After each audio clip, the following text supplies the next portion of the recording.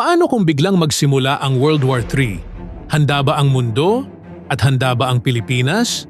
Ano ang mangyayari sa mga tao? Ano ang magiging papel ng Pilipinas? At sino nga ba ang posibleng magsimula ng World War III? Alamin natin sa loob lamang ng ilang minuto. Ang World War III ay malamang na hindi magsimula sa isang simpleng utos, kundi dahil sa mga flashpoints o mga lugar na matindi ang tensyon. Maaaring mag-umpisa ito sa agawan ng teritoryo sa West Philippine Sea, ang sigalot sa pagitan ng China at Taiwan, ang lumalalang gulo sa Europa, Russia laban sa NATO, at ang kasalukuyang nangyayaring giyera sa Middle East, Iran laban sa USA and Israel war. Kapag ang isang maliit na bakbakan ay hindi naawat, pwedeng madamay ang kani-kanilang mga kakampi. Ano ang gagawin ng malalaking bansa? Ang Amerika, USA. Sila ang magsisilbing leader ng kanilang mga kakampi. Gagamitin nila ang kanilang mga base militar sa iba't ibang bansa, kasama ang Pilipinas, at ang kanilang malakas na navy para harangan ang mga kalaban.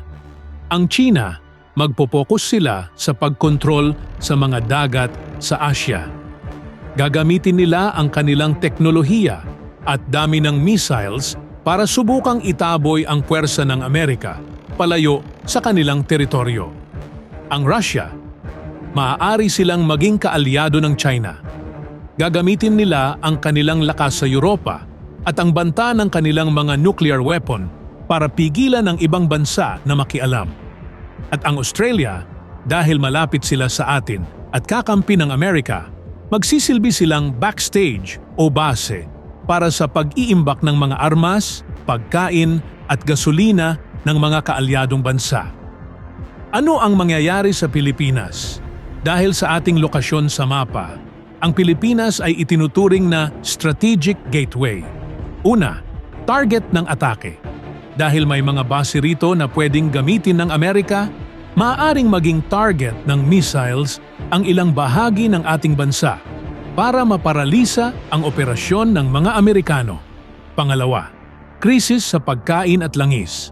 Halos lahat ng langis natin ay imported.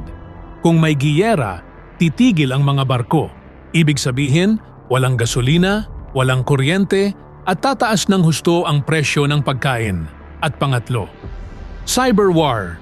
Maaaring makaranas tayo ng malawakang internet outage o pagkasira ng mga sistema sa bangko dahil sa hacking ng mga kalaban. Sa madaling salita, ang World War III ay hindi lang barilan sa dagat o lupa. Ito ay magiging digital at economic collapse. Titigil ang takbo ng mundo dahil lahat ng bansa ay magkakabit ang ekonomiya. Isang malaking takot din ang paggamit ng nuclear weapons na ayaw mangyari ng sinuman dahil walang matitira sa mundo kapag nangyari iyon. Sa conclusion, ang Pilipinas ay madadamay hindi dahil gusto natin, kundi dahil sa ating lokasyon at mga kasunduan sa ibang bansa. Kaya ang tanong, handa ba ang mundo kung mangyari ang World War III?